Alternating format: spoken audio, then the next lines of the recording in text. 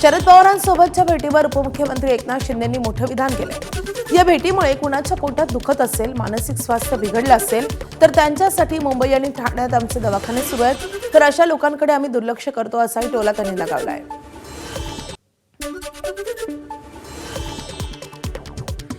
कुठलाही अशा प्रकारचं राजकीय भेट वगैरे अशी नाही आहे। जिथे त्यांच्या चालण्याच्या ह्याच्यामुळे आम्ही जवळच जी गाडी होती त्यांचं होतं तिथल्या जवळ कुठली कॅबिन भेटली ते एकनाथ शिंदेची होती। आता त्यांच्याकडे जाऊन बसलो आणि मुद्दाम मग त्यांच्याच कॅबिनमध्ये बसलो तर मी नाराजगी समजू शकतो, पण पवार साहेबांचे आणि संजय राऊतांचे इतक्या वर्षापासूनचे संबंध आहेत, ते साहेबांना ओळखतात। त्यामुळे मला वाटतं या बाबतीमध्ये कुठल्याही प्रकारची चर्चा न झालेली बरी।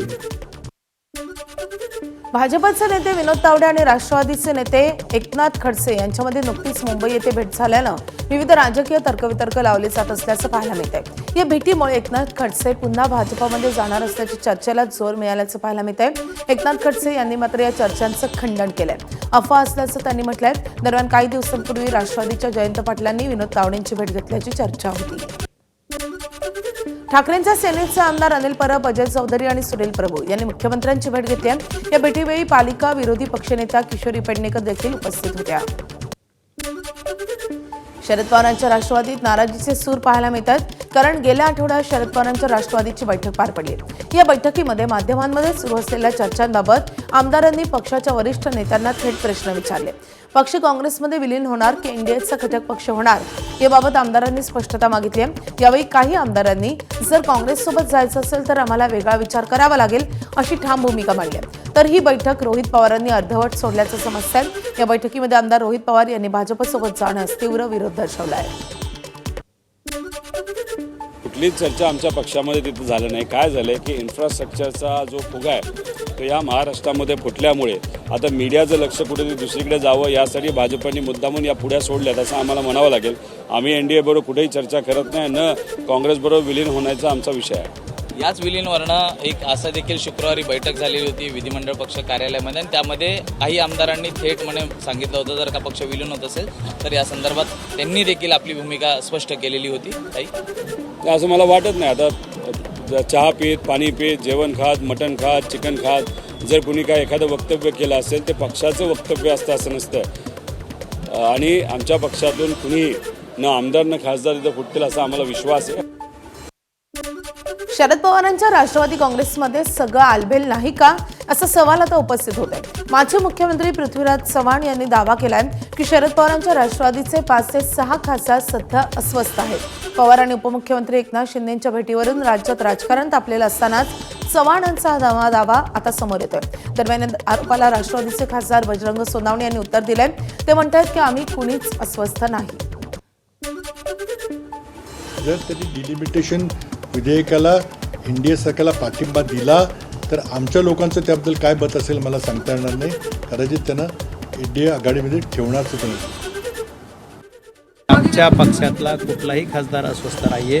आम्ही 8 लाख खासदार एक संघ आहोत आणि एक संघ ताईंच्या नेतृत्वाखाली सभागृहात काम करतो आणि आदरणीय साहेबांच्या आदेशाप्रमाणे त्यांच्या सहकार्यानं आम्ही सर्व काम करतो। त्याच्यामुळे आमच्यात कुणी अस्वस्थ मी तर जाऊ द्या, मी तर नाहीच आहे। त्यांच्या गटामध्ये जसं ठाकरेंचे खासदार सहभागी झाले तशी काही ऑफर जर तुम्हाला आली तर तुम्ही स्वीकाराल का? नाही, आम्हाला ऑफर यायचा संबंधच नाही। आमच्या ऑफरच्या पलीकडे येतात, आम्हाला ऑफर येतच नाही। कारण कसं आहे ती ऑफर कुणालाही ती ज्यांना जायचं आहे त्यांना, त्याच्यामुळे आम्ही 8 लाख एकत्र आहोत, त्याच्यामुळे आम्हाला ऑफर येणार नाही। त्याच्यामुळे स्वीकारायचा प्रश्नच येतो। पावसाळी अधिवेशनादरम्यान सभागृहात चर्चेसाठी संबंधित खात्याचे मंत्री उपस्थित नसतात, त्यावरून विरोधक आक्रमक झाले। भास्कर जाधवांनी यावरून प्रश्न उपस्थित केलाय, त्यावर अतुल भातखळकरांनी प्रत्युत्तर दिलंय। त्यावरून आदित्य ठाकरेंनी राम मंदिर चोरीचा मुद्दा उपस्थित करत सवाल उपस्थित केलाय। यावेळी सभागृहात जोरदार गदारोळ झालाय। अध्यक्ष महोदय, अत्यंत महत्त्वाच्या विषयावर या ठिकाणी चर्चा चालू आहे। 2 कॅबिनेट मिनिस्टर सभागृहात उपस्थित आहेत। ज्या विषयावर चर्चा आहे त्या विषयाचे राज्यमंत्री सभागृहामध्ये उपस्थित आहेत, मदत पुनर्वसन खात्याचे राज्यमंत्री उपस्थित आहेत। अशा वेळेला ज्यांना विरोधी पक्षनेता होण्याची भयंकर आस लागलेली आहे त्यांना या राज्याचे मदत पुनर्वसन 2 मिनिटं मदत पुनर्वसन मंत्री कोण आहे हे माहित नाहीये. क्रमांक 1. आणि अशा वेळेला राज्य सरकार 2 मिनिटं मला पूर्ण करू द्या. राज्य सरकार संवेदनशील पद्धतीने चर्चेला उत्तर देत असताना सरकार बेताल आहे, उद्दाम आहे, अशा 2 मिनिटं अशा प्रकारची असंसदीय जाधव साहेब चालू करा. अध्यक्ष महोदय सत्ताधारी पक्षातून तुम्ही सांगू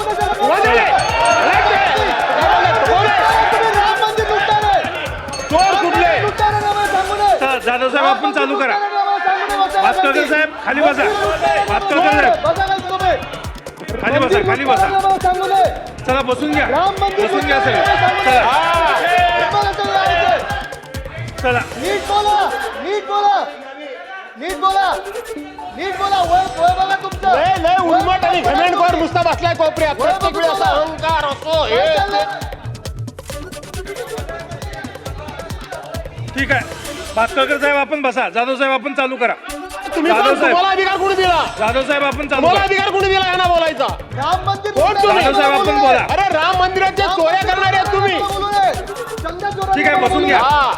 अध्यक्ष महोदय महाराष्ट्रात लवकरच समान नागरी कायदा लागू करण्यासाठी सरकारनं जोरदार हालचाली सुरू केल्या आहेत. समान नागरी कायद्यासाठी 7 जणांनी समिती नेमण्यात आली आहे. सर्वोच्च न्यायालयाच्या माजी न्यायमूर्ती रंजना देसाईंच्या अध्यक्षतेखाली ही समिती स्थापन करण्यात आल्याची माहिती सांस्कृतिक कार्यमंत्री आशिष शेलार यांनी दिली आहे. ही समिती येत्या 6 महिन्यात अभ्यास करून अहवाल सादर करेल आणि त्यामुळे समान नागरी कायद्याचा मसुदा येत्या हिवाळी अधिवेशनामध्ये विधिमंडळाच्या पटलावर सादर केला जाईल. त्यानंतर दोन्ही सभागृहातील मंजुरीनंतर त्याचं कायद्यात रूपांतर होईल.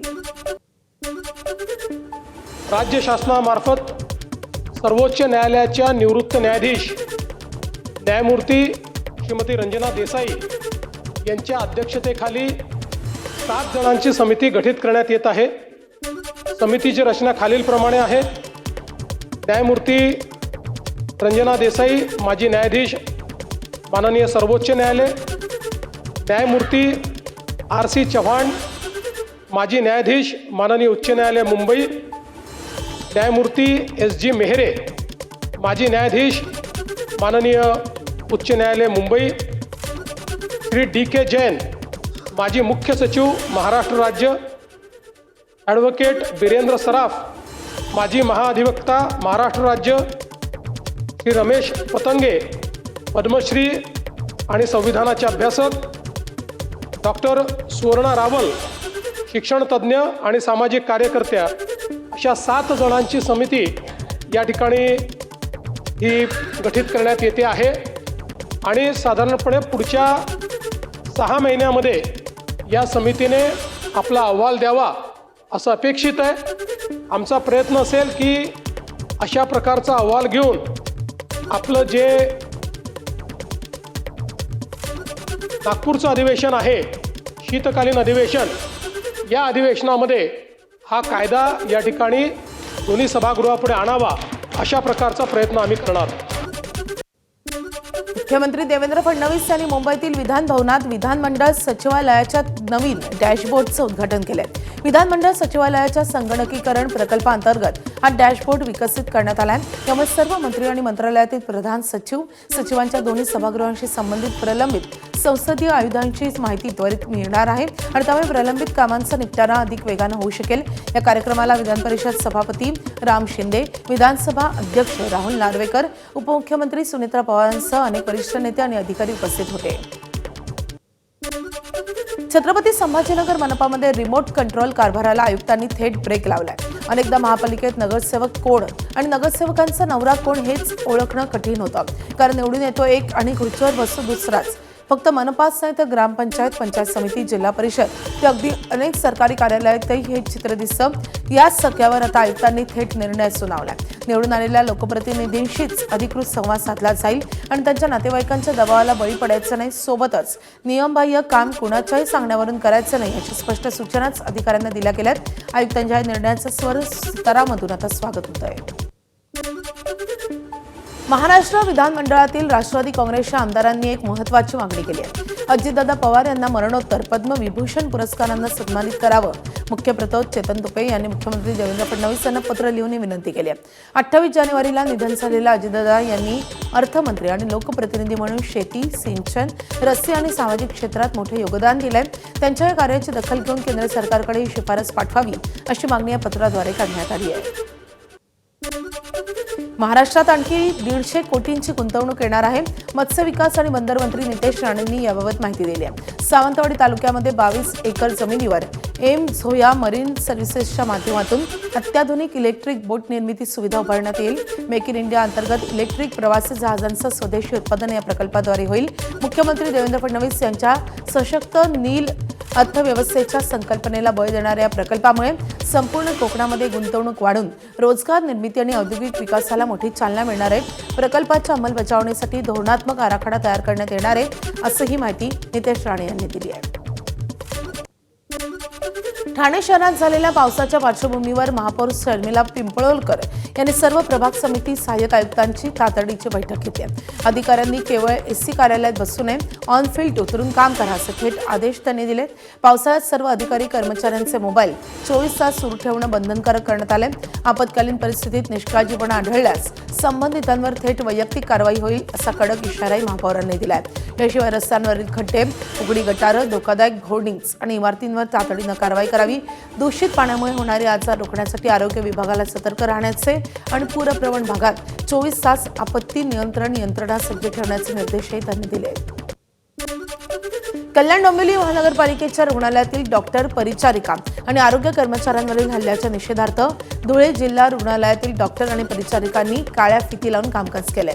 हल्ला करणाऱ्या नगरसेवकांवर कठोर कारवाई करावी आणि आरोग्य कर्मचाऱ्यांवरील हल्ले रोखण्यासाठी शासनानं कडक कायदा करावा अशी मागणी महाराष्ट्र राज्य नर्सेस फेडरेशनच्या अध्यक्षा प्रतिभा धोंडके यांनी केली आहे.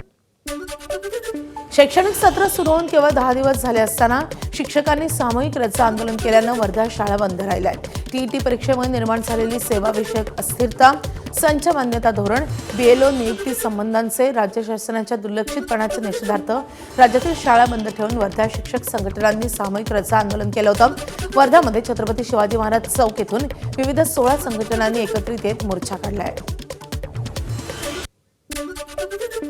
मानव संसाधन निर्माण करणाऱ्या शिक्षकांनी उन्हाळ्यामध्ये जनगणनेचं काम केलं. शाळा सुरू होते की नाही तर सर्व शिक्षक जे बीएलओ नियुक्त आहे त्यांच्यावरती ते बीएलओचे फॉर्म आणून माथी मारले आणि शिक्षकांना बीएलओच्या कामात गुंतलं आणि तिकडे विद्याशाळेमध्ये आहे. अशा अवस्थेमध्ये मराठी माध्यमांच्या शासकीय शाळा टिकेल काय आणि या शाळा टिकू नये अशा प्रकारची कृती या शासन स्तरावर सुरू असल्यामुळं आणि त्यातच शिक्षकांच्या मानगोटीवर टीईटीची परीक्षा आणून बसवल्यामुळं हे शिक्षण क्षेत्र पूर्ण कोल्याप्स होण्याच्या मार्गावरती आहे.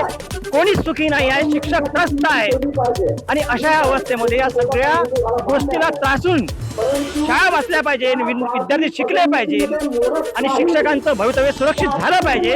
याच्याकरता हा राज्यातील सर्व प्राथमिक, माध्यमिक, उच्च माध्यमिक शाळेतील शिक्षकांचा हा मोर्चा आहे. शासनाकडे चर्चेला सुद्धा सध्या वेळ नाही आहे.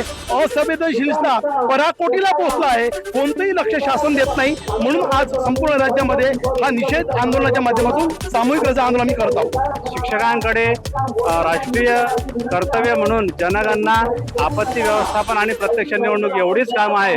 परंतु याहीपेक्षा शेकडो अशी अशैक्षणिक कामं शिक्षकावर लादली आणि त्यामुळे परिणामी विद्यार्थ्यांचं फार मोठं शैक्षणिक नुकसान होत आहे. सैराटमध्ये सल्याची भूमिका करणाऱ्या अरबाज शेखनं सोशल मीडियावर एक व्हिडिओ पोस्ट केलाय. सोलापूरमध्ये एका रुग्णालयामध्ये त्याच्या वडिलांवर उपचार सुरू असून रुग्णालयाकडून मनमानी सुरू असल्याचा आरोप त्यानं केलाय. हॉस्पिटल एकाच मेडिकलमधून औषधं घेण्यासाठी जबरदस्ती करत असल्याचं त्याने या व्हिडिओद्वारे सांगितलंय. दरम्यान काही वेळानंतर अरबाज शेखनं रुग्णालयातील व्हिडिओ डिलीट केलाय. त्याच्याशी एबीपी माझानं संपर्क केलाय, मात्र त्याच्याशी संपर्क होऊ शकलेला नाही. सोलापूरमध्ये नोबल हॉस्पिटल समोर उभा आहे. पप्पांना 8 दिवस झालं हॅमरेज झालाय म्हणून आम्ही ब्रेन हॅमरेज झाला म्हणून आम्ही त्यांना सोलापूरला ॲडमिट केलं.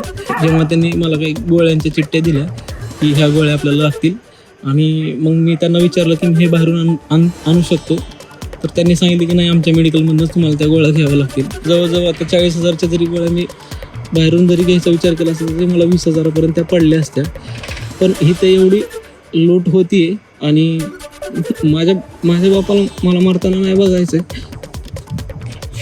आणि म्हणून मला असं डिसिजन घ्यावं लागलं की त्यांना नोबेल शिफ्ट करावं लागलं. आणि इथे खूपच वाईट अनुभव होता मला आजचा.